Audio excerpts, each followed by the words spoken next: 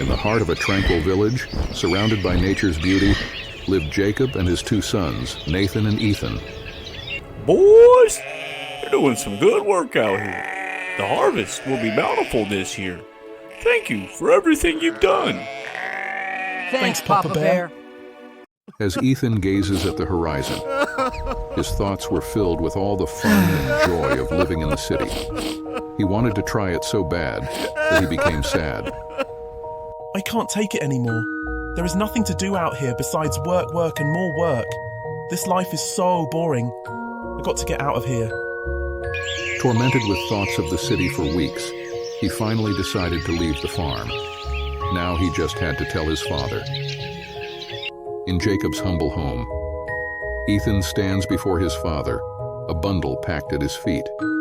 Father, I have given this much thought, and you know how much I want to leave this place. It is time I walk my own path. You seek adventure, my son? Well, I wish you would stay, but I'm not going to stop you. Jacob was taken aback by Ethan's request. He had hoped that both his sons would continue the family legacy and work together to maintain their prosperous farm. But seeing the determination in Ethan's eyes, Jacob reluctantly agreed to his son's request. He divided his wealth between Nathan and Ethan, giving Ethan his share of the inheritance.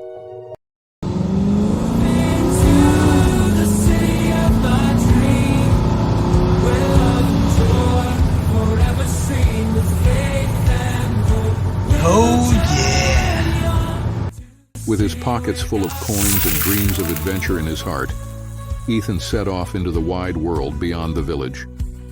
He traveled far and wide, indulging in every pleasure that came his way. This place is so amazing. I've dreamed of this place for so many years. It is 10 times more beautiful and fun than the old farm. Nathan probably milking another cow right now. Man, not milking time. Meanwhile, I got this little hot rod right here. Listen to this bad boy.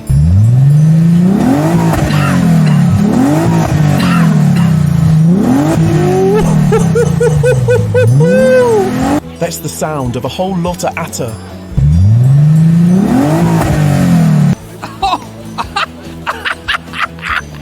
Do you see what I mean? Did you see the air time on that baby? What's that whistling noise? Ow! You didn't see that? As the days turned into weeks and the weeks into months, Ethan's wealth began to dwindle. He had lived life as all play and no work, having the time of his life. Eventually, after months of indulgence and extravagance, Ethan's wealth dwindled to nothing. Man, I'm so broke. Even my piggy bank filed for bankruptcy. I've only been here for 3 months. I better get a job. Ethan began going to all kinds of interviews. He tried this one, then he tried another one, and then another one. This kept on and on. Ethan became so hungry, he had to do something that he never dreamed of. Please, Clive. Please, Sir Co. Can you help a boy to eat? Can you spare anything? Hey, why don't you get a job, you bum? How did things get like this? I had things so much better on the farm. Now I have become a beggar. Will my father even let me come back? I have lost all the money. My need for this and my need for that have cost me everything. I once thought I had nothing, but now I can feel what nothing is like. Maybe father will forgive me if I come back, not as son, but a worker ready to work. Through hardship and humility, Ethan began to reflect on the values instilled in him by his father. He yearned for redemption and the chance to make amends for his mistakes. It was in this state of vulnerability that Ethan's journey of self-discovery truly began, leading him back to the path of humility and gratitude. Eventually, Ethan found himself on the road back to his village, his heart heavy with sorrow and regret. Meanwhile, back at the farm, Nathan had been diligently working alongside his father, tending to the fields and caring for the livestock.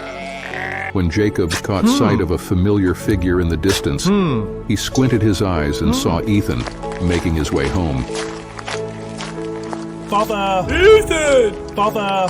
Ethan! I'm so sorry for how I acted. Please forgive me, Father, please. Ethan, I missed you so much. There's no need to be sorry. For today is a marvelous day. For you were once lost, but now you're found. I love you, Dad. Nathan, who had been working in the fields, watched the scene unfold with a mixture of confusion and resentment. Whoa, whoa, whoa, pump your brakes. Is this really happening? I've had to take an all load of running this farm. This guy comes back a broke loser, disgracing our family name, and Father acts like nothing. Why? He couldn't understand why his father would welcome Ethan back with open arms after all the pain he had caused. But Jacob, sensing Nathan's inner turmoil, took him aside and spoke gently. "My dear son," Jacob said, "you have always been faithful and responsible. Everything I have is yours. But today we must celebrate. For your brother who was lost has been found. He was dead, and now he is alive again." And so Jacob threw a great feast to welcome Ethan back home. The entire village rejoiced at the return of the prodigal son, and Nathan too eventually softened his heart and joined in the celebration. Thank you, Michael. From that day Yes, forward, we are here Ethan to learned the be true talking value about of family and the importance of responsibility. And though he had strayed far from home, he found forgiveness and redemption in the loving embrace of his father.